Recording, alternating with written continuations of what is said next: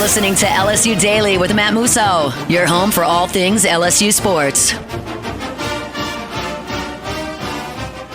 And we're off and running here on another edition of LSU Daily. Welcome in, and glad to have you with me.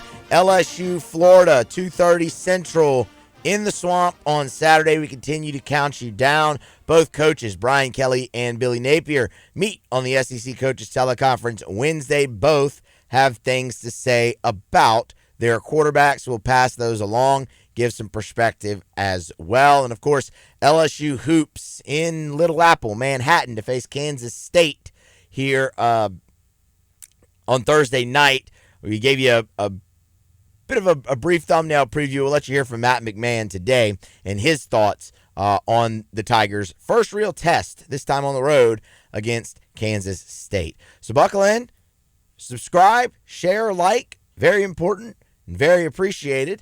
Follow me on social media at Musso Matthew on Twitter X. You can find me on Facebook and Instagram as well. All of that also greatly appreciated. All right, let's dive right in, not waste any time. Let's just blow and go here.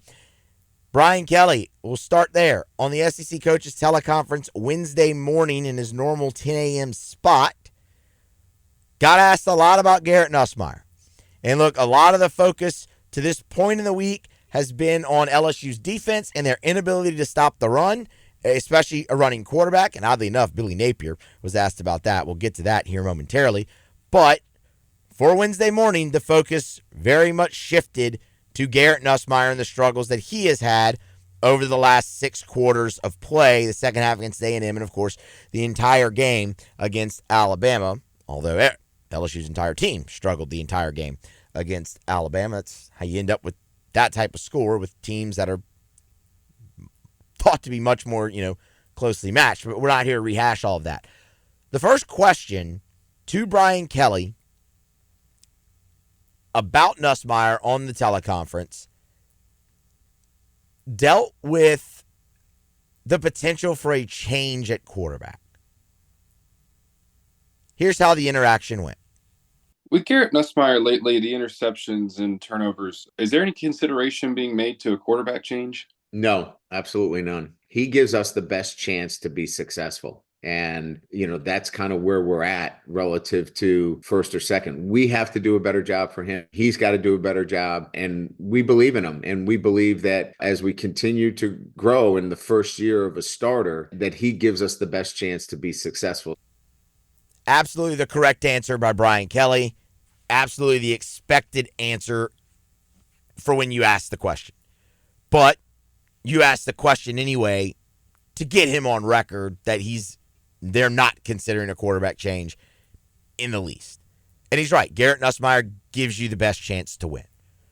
Garrett's going to throw for well over 3,000 yards this season as a first-year starter. That's a great accomplishment that hasn't happened very often in LSU's history. The interceptions are a problem, and we're about to get into that a little bit more. And it's something that needs to be fixed in the immediacy so LSU can win these last 3 games and keep their hope alive for as long as possible. However slim it may be, keep it alive for as long as possible. But Garrett Nussmeier is also the quarterback that led you to 6 straight wins, played really well in the opener, missed 1 throw. Sure, got away with a few here and there. South Carolina comes to mind. 2 pick sixes called back in that football game. But there were penalties on the play by the defense, and they got called back. You lived to fight another day. Ultimately, the breaks went your way there, and you won the football game. And really, from that point, Garrett had started getting better. And it had really protected the football. And protected it in key spots. That's what's also really important. Think about at least the conversation that I've had with you all for as long as we've been talking about Garrett Nussmeier in a starting role. And this goes back to preparation for the bowl game against Wisconsin last season. It was, okay, he's a first-time starter. We all are so aware of Garrett Nussmeier because he's been at LSU for so long that we feel like we know him. We know everything about him, but the unknown is large because the inexperience is there when playing. So mistakes are going to happen. especially with his mentality with the football, gunslinger, all that stuff, the key is to not have the catastrophic mistake happen. And he had been really, really, really good at that up until the second half against Texas A&M. He threw the 2 interceptions against South Alabama. Okay, they didn't really cost you. You were better than that team. You were dominating that team. He threw 2 interceptions against Ole Miss. They didn't really cost you in that game. Your defense played awesome. They weren't in back-breaking spots. And ultimately, he makes the plays at the end to win it. So while there were turnovers, the spot they were in matters. Context matters, right? The turnover, the interceptions against A&M, we know what they were. They were awful. Like, throw the ball away. The one at the goal line against Alabama was just backbreaking. That ended the game for all intents and purposes. Like, I know we had the other one in there. It wasn't a great throw, wasn't a great decision. It was inconsequential because the game was over. It didn't matter. LSU wasn't coming back at that point. That's the big difference. So, you look at it as a whole, the entire body of work from Garrett Nussmeier this season, and yes, he gives you the best chance to win, and yes, he's going to be your starting quarterback, and he should be your starting quarterback going forward this year and probably next. Ricky Collins has never started a game. When you're fighting for your playoff life and your SEC championship game life, needing as much help as you need, but first and foremost, having to win your last 3 games, you're not going to go to a first-time starter at quarter. You're not going to, I should say, a quarterback who's going to start his very first game down the stretch in games of that much importance. You're going to ride the guy who's got you to this point, and that's Garrett Nussmeier. So, yes, absolutely the correct answer by Brian Kelly. He's on record of saying it now. No problems there. But how do you coach those interceptions out of your quarterback? If we're not seeing things the way we need to, then we're doing too much, right? It's always been my experience in 30 plus years of coaching that if it's not resonating, then you need to do less. Less is more, all right? Then there's a place to start. It's not the interception. It's where are we starting? And generally it's the basics. It's the fundamentals. So I think in everything in life, we go back to the fundamentals. And so, can we make things easier from a coaching standpoint that allows us to be consciously competent to the level of, an unconscious competent where I don't even have to think about it. I know it so well. I mean, that's where we want to get to. Fundamentals, simplifying, all those things. It's easy to wave it away and say it's coach speak, but I mean, I truly believe that is what they're working on with him. The other thing that was interesting as well is Brian Kelly went a little bit deeper and talked about one thing in particular that's hurting Nussmeier when it comes to decision-making.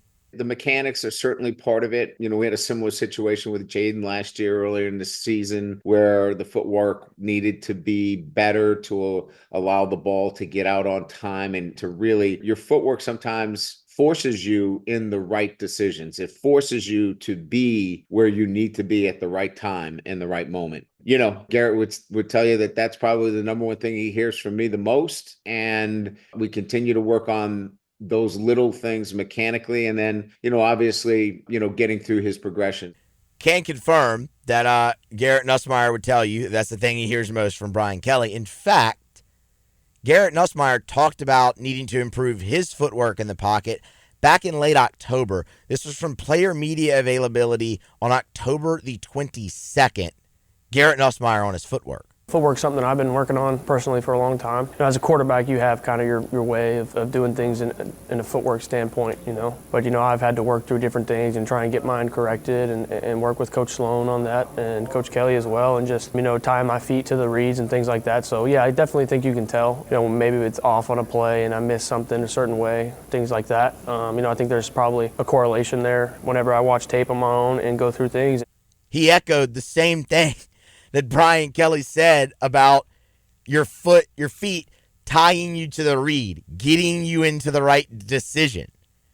And again, I'll point out the dates there. He said that before Brian Kelly talked about the footwork. So that's something that they've been harping on and working on all season long. Garrett even said that in the cut. Like, something you're constantly working on as a quarterback, and mine needs to get better. So they'll continue to work on that going forward, and we'll see if it leads to improvement. But for right now, they're riding with Garrett Nussmeier, and that's absolutely the correct move. On the other side, on the Florida side, you have DJ Lagway and the injury to him. Severe hamstring injury in the Georgia game that he had to get carted off the field for a hamstring. Since then, he's been trying to work his way back. He dressed out but did not play against Texas. He worked out and went through a brief practice on Monday. Billy Napier was asked for an update on his quarterback. DJ continues to improve. I think we've seen progress every day, and I think that's allowed him to participate more in practice. Obviously, we're kind of controlling that environment, but in general, I think we continue to trend in the right direction. So he practiced again. Napier again stops short of calling him 100%. Mentions the practice is limited and controlled, but trending in the right direction. What are you to take from any of that? Well, we can reference the SEC, availability report that was released on Wednesday night, and you see Lagway listed as questionable there for the Gators. Look, it's just hard to imagine after being carted off the field for a hamstring that you're able to be back out there 2 weeks later, 3 weeks later. Soft tissue injuries are funny, man. They're not something to be taken lightly. They're not something that you press. You go out there when you know you're ready to go, because one small tweak can land you on the bench and in the recovery room, the training room, for a lot longer than previously expected. Lagway is an athletic guy, and especially with athletic guys, you want to take it a little easier. And as I went through on Monday, Billy Napier is locked in for 2025. He is locked in for 20. He will be back, and in large part due to DJ Lagway. I just would not put him in jeopardy of potentially further injuring himself when everything rides on you having him healthy and leading your offense next season. We'll see what Florida elects to do. But with the touch and go nature of that type of injury, as severe as it looked, and then next year, we'll see. If it's Aiden Warner for Florida, that's a massive advantage for LSU. Even if DJ Lagway plays, he's not going to be 100%. He's not going to be able to fully take advantage of the things that LSU's defense has struggled with, and that's even an advantage there for LSU. Everyone looks at Lagway and it's like, man, can he run? Well, I mean, yes, he can, but he's only attempted 37 runs this season. They haven't really featured that part of his game as much. For what it's worth, Billy Napier was asked, before we switch gears, about the struggles that LSU's defense has had in the last 6 quarters. Here's what he said. Well, I think ultimately they just ran into some really good players. Both quarterbacks are extremely dynamic, as athletes. And both players made a ton of plays in the run game with the read game and the quarterback run game. And then obviously they made some unannounced plays as well, just in terms of pass protection breaks down and they're able to extend and escape the play. So, just played 2 really good teams. And I think the athletic quarterbacks have kind of gotten loose a little bit on them. Not going to absolve LSU's defense of any other issue they might have had in the last 6 quarters, but that has been the main one. Billy Napier's right. In Florida right now, the hobbled quarterback in DJ Lagway, who may or may not play, and then a transfer from Yale, Aiden Warner, not really in position to take advantage of what hampered LSU most in the last 6 quarters. But we will continue to watch it. Florida is better with DJ Lagway than they are Aiden Warner. That is for sure. All right, a couple more things that I want to get to here. We're going to end on Matt McMahon with his thoughts on the matchup with Kansas State, but I did want to give a major hat tip to Kim Mulkey and Jay Johnson. So Wednesday was the start of the early signing period for every sport except for football. And Kim Mulkey and Jay Johnson both inked the number one class in the nation for 2025 in their respective sports. For Kim Mulkey, you brought in not one, not two, not three, four top 25 players in the country, 4 5-stars. She's been so good throughout her career at recruiting and bringing in talent. And now with the addition of the transfer portal, you've seen that. You've seen the success, obviously, there. But, I mean, everyone's going to think Angel Reese in that immediate moment. You'll think Alexis Morris as well, out of the transfer portal. But there's also been Flau'jae Johnson and Michaela Williams out of the recruiting class. And now she adds 4 5-star top 25 players for the class of 2025, the number one class in the country.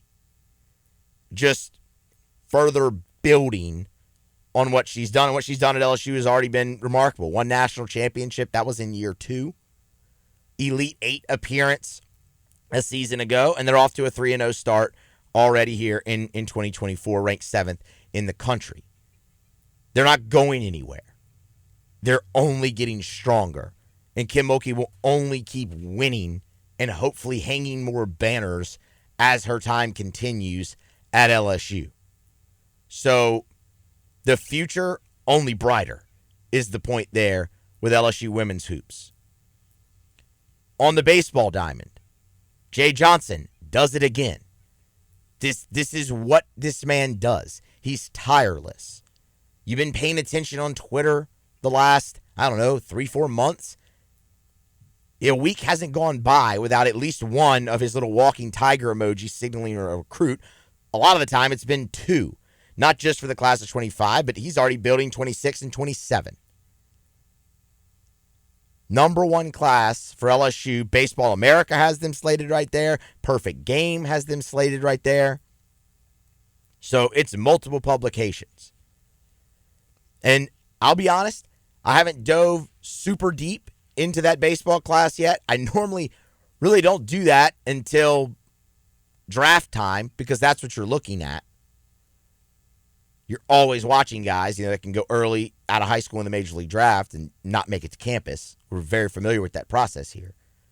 So what I will leave you with on that is this. I'll take you back to Jay Johnson's very first recruiting class at LSU. When he announced his first recruiting class, it was a little signing day press conference that he had. And this is, a year or so in advance of those kids getting to LSU. They would arrive the next fall. So before the draft, all of that. And Jay Johnson got up in front of a microphone, talked about the class, and said, there are players in this class that will turn down $2 million or more and come play at LSU. And he was right, they did. And they have every year since. If you've listened to Musso at the Box before, you know that quote. I've played that quote over and over again. I reference that quote every single year because it just stuck with me. The confidence that early on to come out and say that on the record, and then it come true, and it has every year since. So the lesson I'm going to tell you is, you're going to go through, you're going to look at that LSU class, you're going to see a lot of top-end talent, and you're going to get nervous. But there are guys in that class that will turn down upwards of $2 or more millions of dollars and come to campus and play baseball for LSU. Happened this cycle. William Schmidt. I mean, that's the perfect example. Derek Curiel. There's a lot of them. And it's been every year since Jay's been here. And yet NIL has changed things, and there's a lot of reasons as to why that's happening. But it's happening, and it'll happen with this class too. So the future of that program, even stronger. Has the postseason been what you've wanted it to be for the most part? No, but you also won a national championship in year 3. And Jay had to bring in generational talent to add to already generational talent on the team that you had in Dylan Cruz. You add Skeens and Tommy White. I mean, Trey Morgan's going to be a major leaguer next year, by the way, if he stays healthy. And you got that natty in year 2. The other times you've been eliminated in road regional finals, and you need to get better on that.